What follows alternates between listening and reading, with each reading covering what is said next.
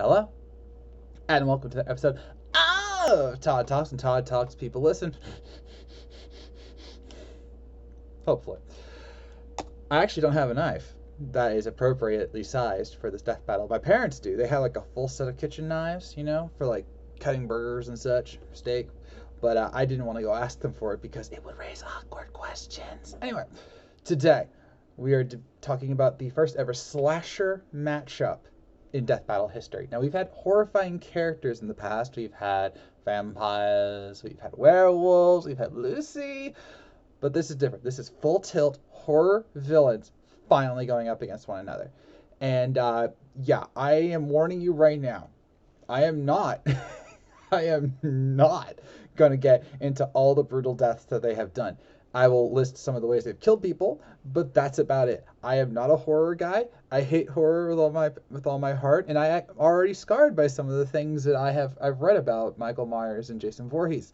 So there's one thing that I will never be able to get out of my mind. It's a simple sentence that I will not repeat, but it's just like, you really did that? Ugh.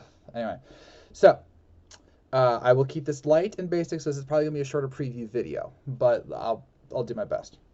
All right, I'm gonna start off with, of course, Jason Voorhees. Not unlike with Michael, there's a bit of a complicated history here, so I will do my best with what I know. So the first Friday the 13th movie is very important because that is not Jason who kills everybody, except potentially the girl at the end, whose name I've already forgotten. It might be Alice. I'm not sure. Anyway, so around Crystal Lake, which actually I have a Crystal Lake near me, believe it or not. Thankfully, no one's died there, I think.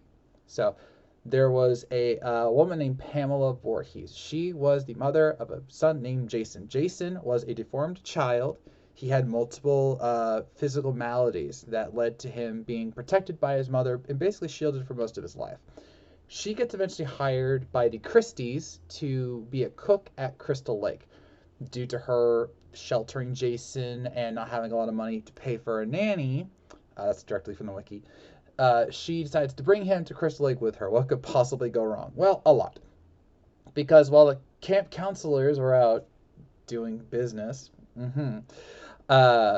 Jason was being bullied by the other camp kids. Even though he tried to run away, they basically threw him into a lake and refused to help him as he allegedly drowned. Allegedly. So, after his death, a string of interesting murders started to happen around Crystal Lake and in Crystal Lake, including the camp counselors who allegedly who were doing things while Jason died. No one could prove who did it though, and thus the killings continued. The Christies kept trying to revive the camp, but every time they tried, deaths happened, sabotage happened, like the arsenic in the lake. It was a whole thing, and no one could. And the best thought was that, oh, it's Pamela Voorhees. Well, they were right, because eventually the son of the Christies tried to reopen the camp. He brought in local help, and when Pamela found out, she was the one who went on a killing spree and killed everyone except for one person who chopped her head off. That is the original Friday the 13th. But at the very end, as it was Alice, collapsed in a canoe and tried to collect herself. An entity rose from the lake and nearly drowned her. She was convinced it was Jason because remember he drowned in a lake. But police could not find his body. This is where things get weird, because apparently Jason didn't drown in the lake, which we obviously already knew, but it's a little more complicated than that. Apparently, Jason somehow survived his initial dip in the lake and survived on the grounds of Camp Crystal Lake on his own. He was convinced that his mother was going to come find him, but she never did because she thought he was dead.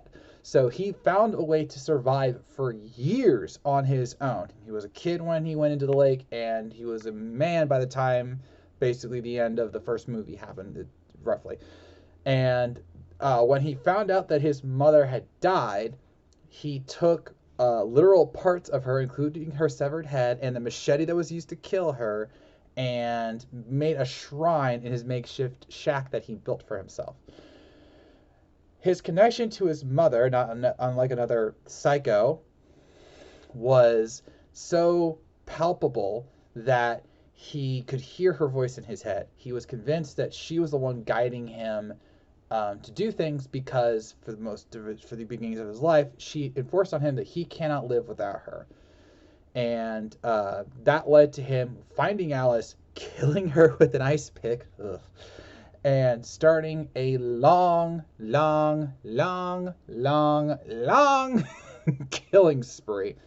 And I do mean spree. All right. It's actual canon that in 1984, the year of the movie, the second movie, he went on a killing spree of 33 people in about 2 days, 2 or 3 days. That is his longest killing span in a short amount of time. I find that fascinating. You'd think they killed more than that in each movie, but no. And he is just so dang hard to kill. Okay. In fact, between Jason and Michael, that is their unifying factor outside of the killing, obviously. They're just so dang hard to kill. The reason that there is so many Friday the 13th movies is that there are so many cases where Jason has been killed, but he just keeps coming back. And even when you kill him, it's freaking hard to do. Okay? For example, it was the second movie, I believe. He had to literally be chopped to pieces, and that was not enough to kill him. He resurrected. There are many theories as to how he keeps resurrecting, and some of it is just plain gross, including something that I will not repeat of what he did as a worm. Yeah, he came back as a worm. It was... So, remember, I'm not a horror guy, so you get what you get with me. But he keeps finding ways to come back, and every time it's harder and harder to put him down, all right? Like, he has been stabbed, shot, hit, burned, blown up, and he just keeps resurrecting. And every time he kills people with not just viciousness, but complete and utter creativity. I saw in the G1 blog they noted that Jason technically wasn't smart. That was a little more complicated than that, but he's actually rather intelligent. The wiki that I looked up said that every single kill that he has done has been unique. So he never kills people the same way twice, or allegedly. We all know like some of his favorites, like with the machete. He has punched a guy's head off with a punch, just a punch, and the guy's head was still on, like without injury, and then he punched him and the head flew. He's drowned people in trash cans. He's this one was on Mythbusters. I believe it. He woke up from cryostasis, grabbed an intern and dunked her head in liquid nitrogen so that it would freeze solid. It doesn't work like that in real life. And then shattered her head against a nearby desk. Yeah, he created. And of course, some of the personal favorites are the spear to the loving couple, which Michael apparently also did something like that with a pitchfork, and the sleeping bag where he. Yeah, I remember. Don't like horror, but yeah, he keeps finding ways to kill people. Or in the preview for Jason, I watched twice to just make sure I got all this relevant elements, the salient details. That was the what I was going for. He killed someone with a guitar. Killed a rocker with her own guitar. Like, bummer. So, and we're still not even to the weirdest parts of Jason, which is he's technically undead and a metal zombie.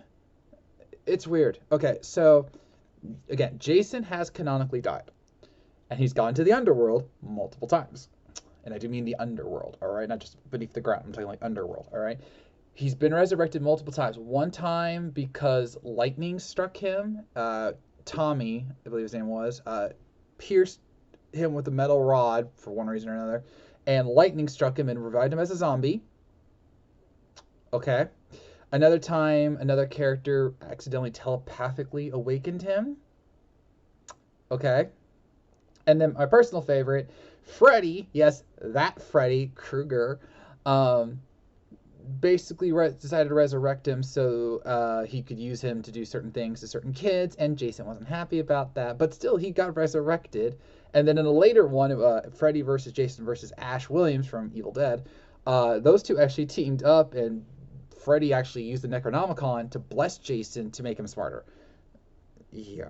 So between and then there's Jason X, which is, I know, not everyone's favorite one, but it's canon. It more than what we're going to get with Michael is canon. All right.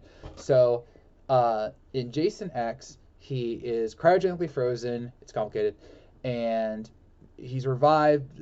It's like 200 years later or something like that, and he eventually gets destroyed by an android named KM-14. This is like 100 years in the future. Oh, and I also want to note that, of course, a horror movie decides to make a very attractive-looking android, because a female android, attractive female android, because why not? And so this android shoots Jason to the point where his body parts are all blown off, and that's taken to a place where nanobots resurrect his body, and he becomes Uber Jason. That's right, Jason can drive. I'm joking. But Uber Jason is his clone, technically, and the only way they could kill him was by ejecting him out into space, and then one of them sacrificing themselves to knock him into Earth 2's atmosphere to burn him alive. And he's still not dead, technically.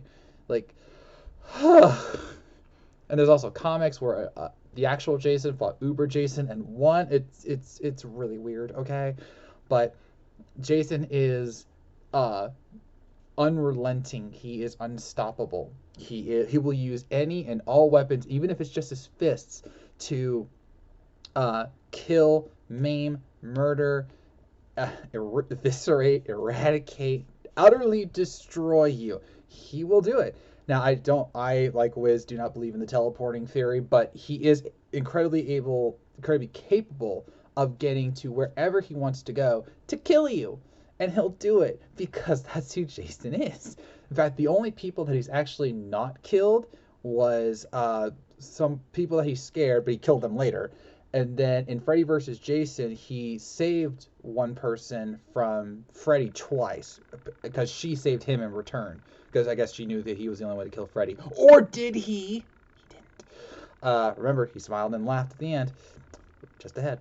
But yeah, he will find you no matter where you go. And he will do it with silent and deadly precision. And just don't go near any place called Crystal Lake, okay? It's safer that way. Alright, next up we have Michael Myers. Michael Myers was just an ordinary kid. Or was he? Ever since he was young, he had these dreams. Okay, I gotta pause right here, sorry. The timeline for Halloween is way screwed up, alright? There are 3 different timelines. 3! There's the main timeline, there's the H2O timeline, and then there's the recent movies timeline, alright? It's messed up. So I'm gonna dance over a lot of this and focus on like the recent movies, because that's like the actual creator coming back to finish his story, John Carpenter, right? So yeah, I'm going to dance over the other ones, especially Season of the Witch, because no one wants to talk about Season of the Witch for some reason. I haven't watched it, so I don't know and I don't care. But I will address the first movie, the last 3 movies, and certain other bits of the other ones, okay? Okay. So Michael Myers had dreams of a Celtic age where a man killed a woman because she refused him, and yeah, that feels about right. And it's a horror movie. Do you want depth with your killers? So he kept having these dreams, and he had a voice saying that he needs to say that he hates people. And eventually, on one Halloween night, his sister Judith was supposed to babysit him, but she, not unlike certain camp counselors, was busy doing something else. And Michael didn't take kindly to that, so he put on a clown costume, grabbed a knife from his kitchen, and killed her. Yeah, that's just the start of the series. Okay. And he willingly let himself get arrested, and he was put in a sanitarium where he met Dr. Loomis. Dr. Loomis spent 8 years trying to help him, But Michael never said a word. He would just stare out the window and not move a muscle. Dr. Loomis wasn't fooled, though. He knew that this was just a facade, an act. This was a deliberate act, or in his own words, he was waiting. Waiting for what? Well, 15 years after his incarceration, he broke free after a very interesting prison escape and was able to get a mechanic suit, grab the Halloween mask, or a William Shatner mask as it is known, and went in search of his long lost sister, who happened to be Laurie Strode, played by the one and only Jamie Lee Curtis.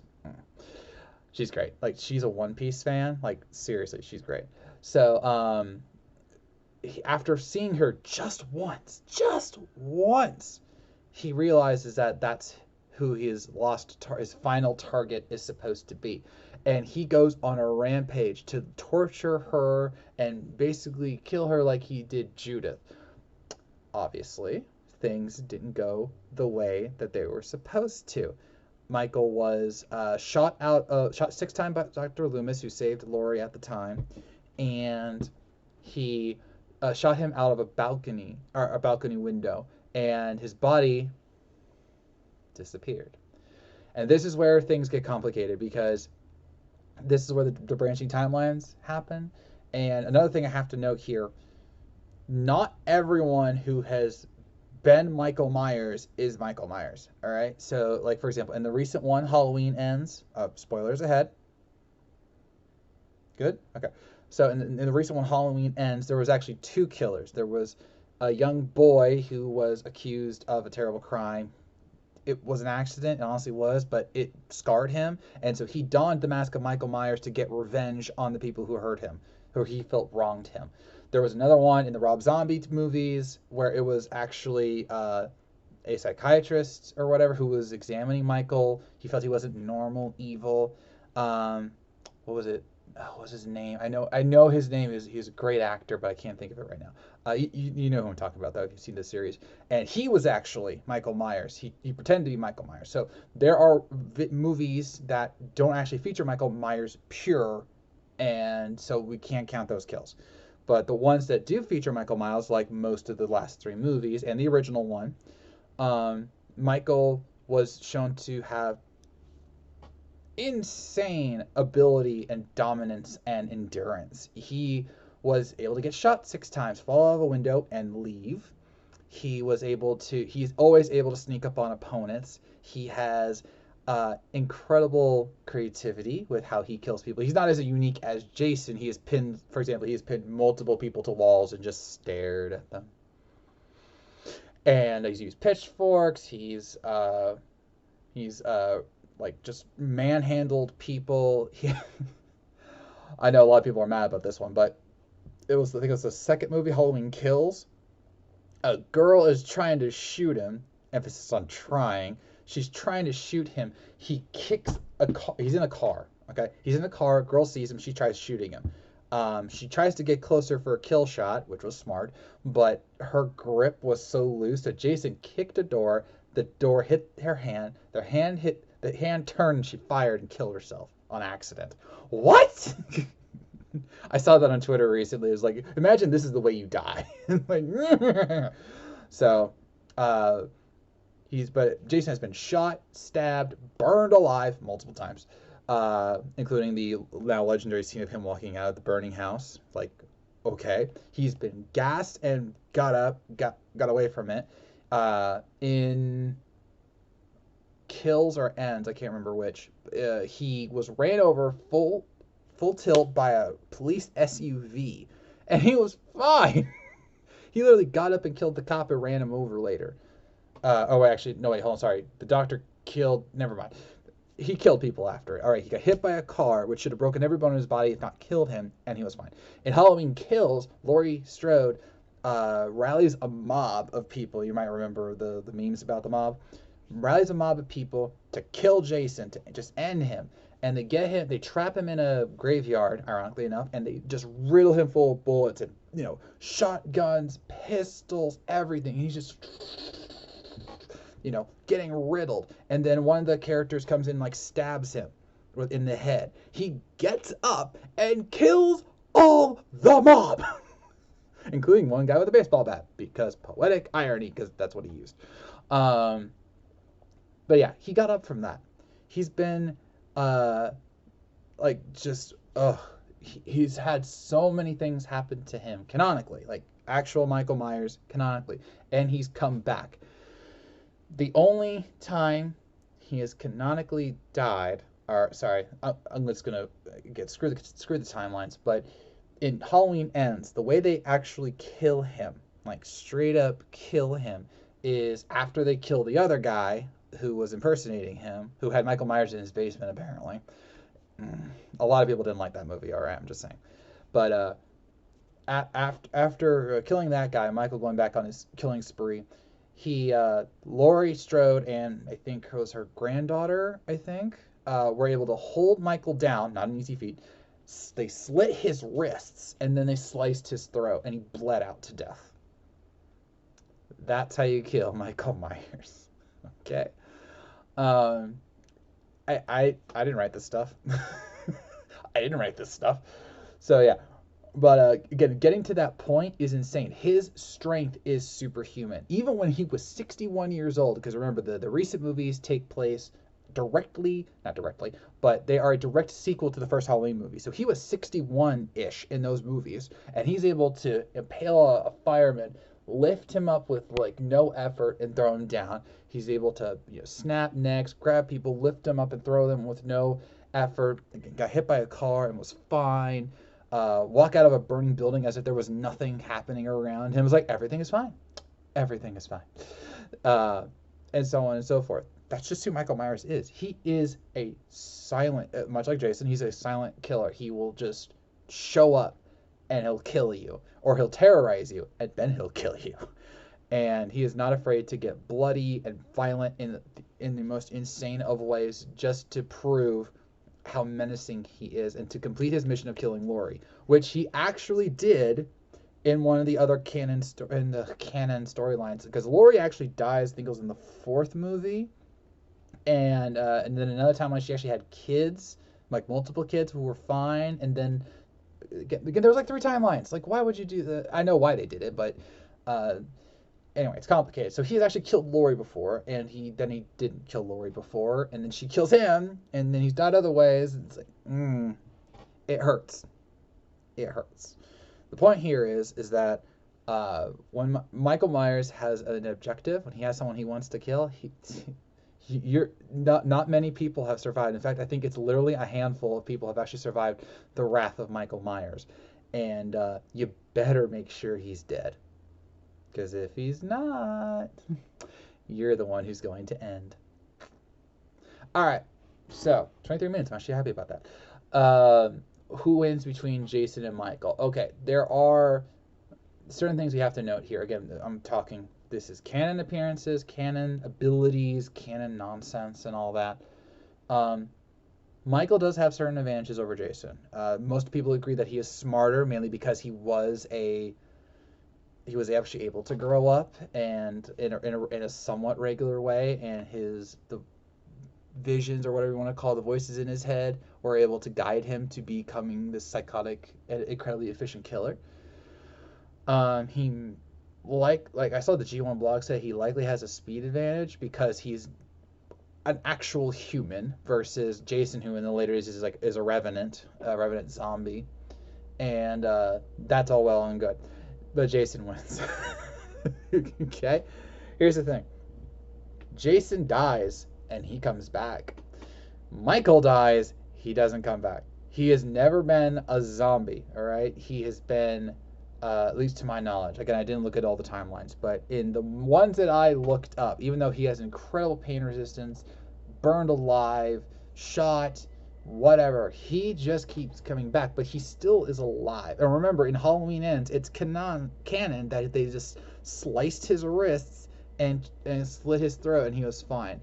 Actually, now that I think about it, I wonder if they've had the time to adjust. I mean, I guess it wouldn't be. I'm thinking about research-wise, like, because Halloween Ends came out like a couple weeks ago, right? So, did that have time to account for that? I don't think they had time to account for that, but I don't think it matters. So, but with Jason, you can blow up half his body. You can stab him, shoot him, burn him, blow him up, blow him to pieces, and he still keeps coming back. Also, in terms of strength, while Michael is incredibly strong, Jason is canonically stronger. In Jason X, which they showed in the recent clip, in the preview, he was able to take a machete, just a regular machete, and send it through a solid steel door that was supposed to be the cryo door that was sealing him in. He just pierced it right through. He was able to punch a guy's head right off, and then as Uber Jason punched an android's head right off. That was the attractive, female android, because why not when you're in the future? And seriously, that just bugs me. Like, why would you do that? Were they that bored? Ugh. I want to know the writer's meaning. I was like, hey, wait, why do we have an android? Okay, what would she look like? Let's make her hot. Like, ugh, gods. This is why I don't like it. This is another reason that horror. They're just like, go for the cheapness of it all. But Jason just keeps coming back. Even when he was burned in the atmosphere, everyone agreed that he's canonically alive because he survived the depths of the underworld. All right. Now, yes, at times he's had to have help to resurrect, but that still was not. But then he's still canonly a zombie, which means that will factor in the death battle, because there was multiple movies where he was like that, and it's nuts. All right, Michael is insane human who can do things that are beyond his range. Jason is a supernatural threat that everyone needs to fear. And even Freddy Krueger couldn't easily put down, and even technically, canonically, kind of didn't put him down. But anyway, so while Michael is absolutely a threat, Jason is Jason, all right? And I am very confident in my pick that Jason Voorhees will beat Michael Myers in this death battle, which will be 3D. I saw the preview, and it actually looks really interesting. Like, they don't even show the two fighting. They tease it right at the end, and then they cut it, which is awesome. So it's going to feel like a horror movie, which is perfect, because when I watch it, and most of you watch it, it's going to be Halloween. Sorry, Michael, you're going to die on your birthday. So with that, I made this episode of Todd Talk. What do you think? Who do you think is going to win between Jason Voorhees and Michael Myers? What do you think the killing blow is going to be? And who is going to be the next episode? We're getting close to the finale. Let me know in the comments below. So, I thank you for watching. If you made it this far, I know you were listening. And I'll see you on Halloween. No, actually. Yeah, I'll see you on Halloween. Yeah, that works. Bye.